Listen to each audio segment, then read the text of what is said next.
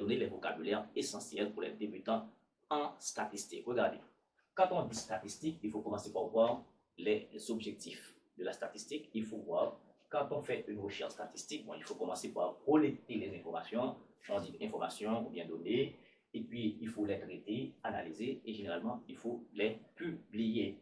Maintenant, quand on publie les informations, on peut les voir dans les journaux. C'est ça qu'on voit, par exemple, sur l'inflation, sur la mortalité infantile, etc., etc., voilà, etc.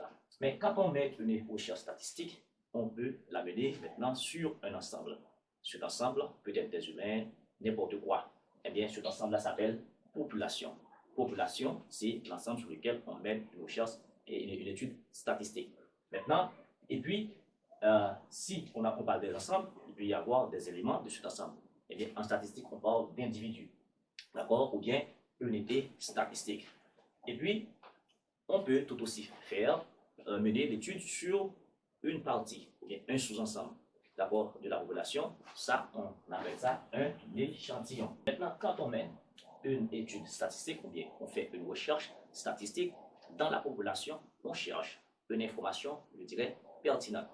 Par exemple, si on mène une étude auprès de 40 chauffeurs, eh bien, on peut chercher par les chauffeurs le nombre d'accidents, par exemple. Eh bien, le nombre d'accidents, ça constitue ce qu'on appelle la variable. OK? Donc, la population, regardez, la population, ce sont les 40 chauffeurs. Un chauffeur parmi les 40 constitue ce qu'on appelle un individu. Qu'est-ce qu'on cherche parmi les 40 chauffeurs? On cherche le nombre d'accidents. Donc, le nombre d'accidents représente la variable. Eh bien, qu'est-ce qu'on entend par variable? Donc, variable, je dirais, c'est l'information cherchée, d'accord, pertinente cherchée quand on mène maintenant l'étude statistique. Et bien maintenant, la variable peut être de deux catégories. La variable peut être qualitative, ok, et quantitative.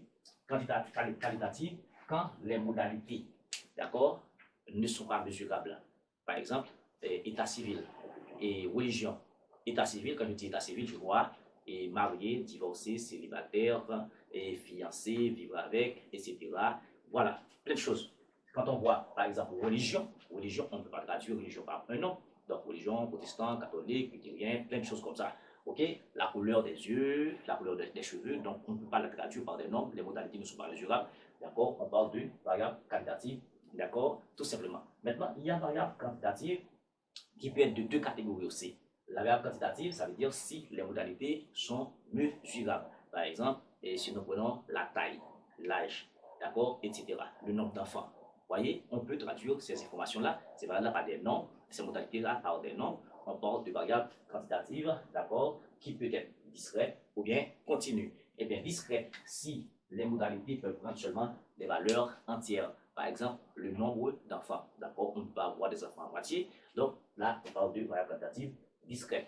Mais aussi, nous prenons par exemple la taille, la hauteur d'une personne, 1m20, 1m50, 1m60, 1m70, etc. Donc, ces modalités, d'accord, peuvent prendre des valeurs, d'accord, n'importe quelle valeur dans ce numérateur donné. Donc, on parle de variables quantitatives continues. Donc, ça constitue pour nous là, maintenant, je dirais, les vocabulaires essentiels pour commencer par faire une étude statistique. Si cela vous a aidé, je vous demande, les nouveaux bien sûr, à vous abonner, à liker et puis à partager. Merci, on va revenir pour d'autres choses.